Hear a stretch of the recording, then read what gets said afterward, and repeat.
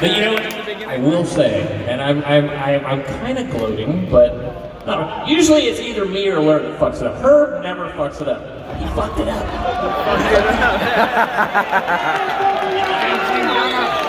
But anyway, so many years ago, a 14-year-old kid drank 3 warm lone browse, threw up in the parking lot of the Cal Palace, San Francisco, and then proceeded to see the greatest show he'd ever seen in his entire life. In fact, it was the first show he'd ever seen in his entire life, and it was Rush Hemispheres. And I was that kid.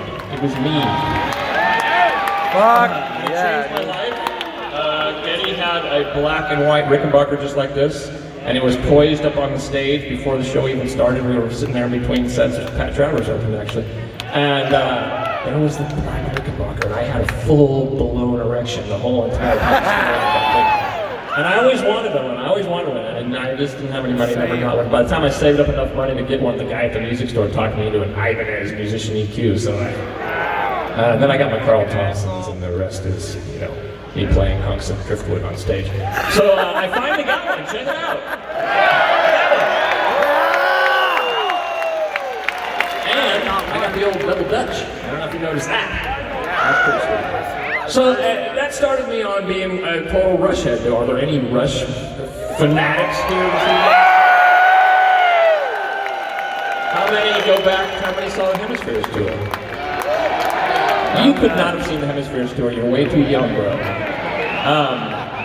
Yes, it's old people like me. Hemispheres tour. But anyway, I went to every show I could possibly go to from that point on, and then we got to tour with them back in the early '90s, and they became friends of ours. And so when it came time for this thing, I texted Geddy. I said, "Hey, are you cool with this?" He said, "Yeah." They were all excited, so here we are doing it. That's fucking amazing. This next song was always a big part of those shows. There was a big sing-along, people were flicking their lighters around and all that whatnot. So,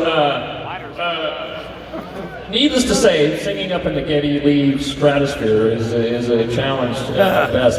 And I could use all the help I can get on this next song, Close to the Heart. So please help me out. I say this quite often, but you know, Neil, when we first planned this thing, Neil was still on the planet. But Neil was you know, he was renowned, one of the greatest, if not the greatest, percussionist drummer around the world.